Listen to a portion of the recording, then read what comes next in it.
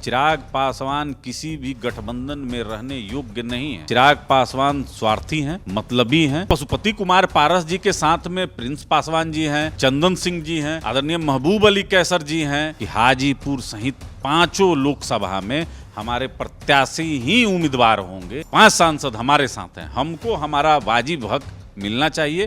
Bharatiya Janata party इस गठबंधन में बड़े भाई की भूमिका में है, लेकिन कभी चिराग पासवान आगे बढ़कर अपने किए हुए गलतियों पर प्रायश्चित करने का काम नहीं किए। दल टूटता तो जुड़ जाता। बिरजू जी, यहाँ दिल टूटा है। मर्यादा को ताक पर रखकर आप सामने वाले को चुनौती दें। आपने जिस तरीके से आदरणीय नीतीश कुमार जी को ललकारने का काम किया है, चिराग पासवान जिस तरीके से आदरणीय पशुपति कुमार पारस जी को तुम मेरे खून नहीं हो सकते हो कहकर संबोधित किया था। बिहार एनडीए में चाचा भतीजे के बीच सब कुछ ठीक करने की कोशिश भाजपा द्वारा अंतिम दौर में की जा रही है। मतलब अंतिम प्रयास किया जा रहा है ताकि चाचा भतीजे एक हो जाए। चूंकि भाजपा के दूत बनकर भाजपा के नेता मंगल पांडे आज पशुपति कुमार पारस से मिलने के लिए उनके दिल्ली स्थित आवास पर पहुंचे और तकरीबन आधे घंटे तक मुलाकात हुई। सूत्र बता रहे हैं कि सब कुछ ठीक करने की, चाचा भतीजे के बीच जो पारिवारिक रिश्ता खराब हुआ उस रिश्ते को ठीक करने के साथ साथ पार्टी को ठीक करने की कोशिश की जा रही है। मेरे साथ राष्ट्रीय लोजपा के मुख्य प्रवक्ता चंदन सिंह है। अब माना जाए कि भाजपा जो कोशिश कर रही है उसमें कामयाब हो जाएगी भाजपा? नहीं, अब देखिए, आदरणीय मंगल पांडे जी का आगमन हुआ है दिल्ली में हमारे पार्टी कार्यालय में, लेकिन संदर्भ क्या है ये आप कैसे कह सकते हैं? संदर्भ देखिए, चुनाव से संबंधित है और हमारे पास 5 सांसद हैं और हमारे नेता ने स्पष्ट कह दिया है कि हाजीपुर सहित 5 लोकसभा में हमारे प्रत्याशी ही उम्मीदवार होंगे। तो अब इसमें कोई विषय है नहीं। क्योंकि देखिए, भारतीय राजनीति में सिटिंग गेटिंग गो का फार्मूला होता है। भारतीय जनता पार्टी इस गठबंधन में बड़े भाई की भूमिका में है और हम भारतीय जनता पार्टी से बाहर नहीं हैं। हम माननीय प्रधानमंत्री जी के कैबिनेट में हैं और शुक्रगुजार हैं, आभार व्यक्त करते हैं कि माननीय प्रधानमंत्री जी ने हमारे नेता को अपने कैबिनेट में रखा। लेकिन बिहार की राजनीति में जहां सवाल है, यहां स्वर्गीय रामविलास पासवान जी की खींची हुई लकीर है। 6 सांसद हमारे पार्टी में थे, एक चिराग पासवान अलग हो गए, जमुई से हैं वो। 5 सांसद हमारे साथ हैं। हमको हमारा वाजिब हक मिलना चाहिए, यह हमारा आग्रह है, गुजारिश है, जो आप कह लीजिए। चंदन जी, खबर तो ये भी है ना कि भाई पार्टी को एक करने के लिए मंगल पांडे पहुंचे थे कि भाई चाचा भतीजे एक हो जाइए, फायदा इसी में दोनों आदमी का है। अरे तो पार्टी तो अलग अलग है ना। एक राष्ट्रीय लोक जनशक्ति पार्टी है, एक लोक जनशक्ति पार्टी रामविलास है। एक के राष्ट्रीय अध्यक्ष आदरणीय पशुपति कुमार पारस जी हैं, दूसरे के चिराग पासवान हैं। पार्टी दोनों अलग है। चिराग पासवान के साथ में आदरणीय बीना देवी जी हैं और आदरणीय पशुपति कुमार पारस जी के साथ में प्रिंस पासवान जी हैं, चंदन सिंह जी हैं, आदरणीय महबूब अली कैसर जी हैं। तो सारे सांसद तो हमारे साथ में हैं।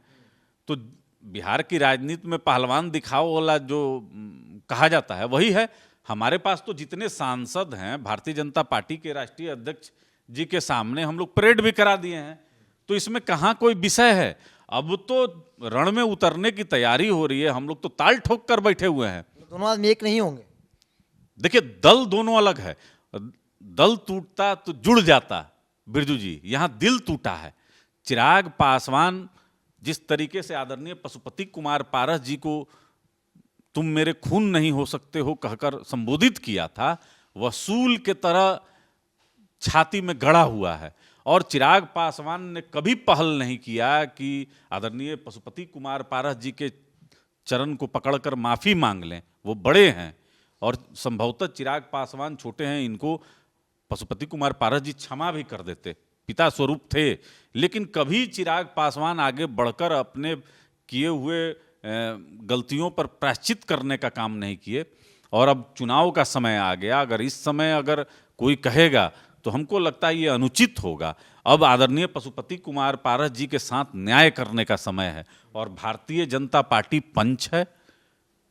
हम लोग तो उनको मान चुके हैं कि आप ही पंच परमेश्वर हैं, आप ही निर्णय लीजिए। 2019 से ही सारे सांसद आदरणीय पशुपति कुमार पारस जी के नेतृत्व में रहे हैं। तो अब तो निर्णय भारतीय जनता पार्टी को लेना है, और जो भारतीय जनता पार्टी निर्णय लेगी, राष्ट्रीय लोक जनशक्ति पार्टी उस निर्णय के साथ में खड़ी होगी। भाजपा का निर्णय ले लेती है कि भाई चाचा आप मान जाइए, तो फिर आप लोग स्वीकार करेंगे ना भाई? देखिए, निर्णय लेने का अधिकार तो आदरणीय पशुपति कुमार पारस जी के पास है, लेकिन मैं इतना आपको दावे से कह सकता हूं कि भारतीय जनता पार्टी आदरणीय पशुपति कुमार पारस जी के हितों की रक्षा करेगी। माननीय प्रधानमंत्री जी हों, यशस्वी गृह मंत्री जी हों, बराबर पशुपति कुमार पारस जी को राजनीतिक संरक्षण देने का काम किए हैं, और इस समय भी इनके साथ अन्याय नहीं होने देंगे। जो जिसके साथ सांसद रहा है उसको मिलना चाहिए सीट। अब चिराग पासवान के साथ कितने सांसद हैं ये तो आप देख सकते हैं। अंतिम सवाल चंद्र जी ले लेते हैं, क्योंकि चिराग का जो तेवर जब खुलकर दिखा मंच पर, वैशाली के मंच पर, जिसके बाद खूब चर्चा हुई, यहाँ तक कि उसके बाद मंगल पांडे एक्टिव होते हैं, कभी यहाँ जाते हैं तो कोई और दूत बनकर चिराग पासवान के पास जाते हैं। तो नहीं लगता है कि भाई चिराग भाजपा के लिए भी जरूरी है, इस बात को माना जा रहा है? देखिए, गठबंधन का हर एक सहयोगी जरूरी होता है, लेकिन जरूरी का तात्पर्य ये नहीं है कि गठबंधन की मर्यादा को ताक पर रखकर आप सामने वाले को चुनौती दें। आपने जिस तरीके से आदरणीय नीतीश कुमार जी को ललकारने का काम किया है, माननीय प्रधानमंत्री जी को नकारने का काम किया है, यह गठबंधन के मर्यादा को तार तार करता है। देखिए, भारतीय जनता पार्टी कितना सहन कर रही है ये हम लोग समझ सकते हैं।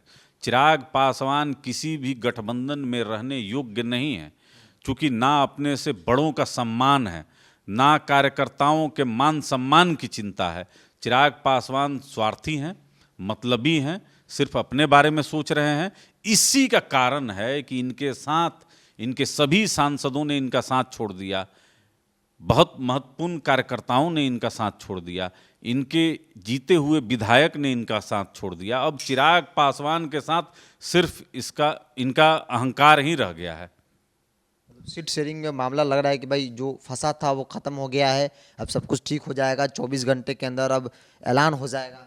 देखिए, सब सामान्य है और बातचीत करने की प्रक्रिया निरंतर चलती रहती है।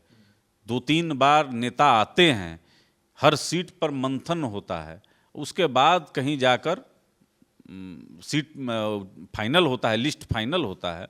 तो आदरणीय मंगल पांडे जी आए हैं, उनसे बात हो रहा है, विमर्श हो रहा है, चर्चा हो रही है, और चर्चा एक सकारात्मक नतीजे तक पहुंचेगी, हमको पूर्ण यकीन है। चलिए, हाजीपुर और विरासत को लेकर जो विवाद है चाचा भतीजे के बीच, भाजपा की कोशिश है, पशुपति कुमार पारस के राष्ट्रीय लोजपा के प्रदेश के मुख्य प्रवक्ता है चंदन सिंह, जिन्होंने स्पष्ट तौर पे कहा कि दोनों पार्टी अलग अलग है, दिल टूटा है, तो ये जुड़ना जो है वो संभव नहीं है, लेकिन निर्णय भाजपा को लेना है।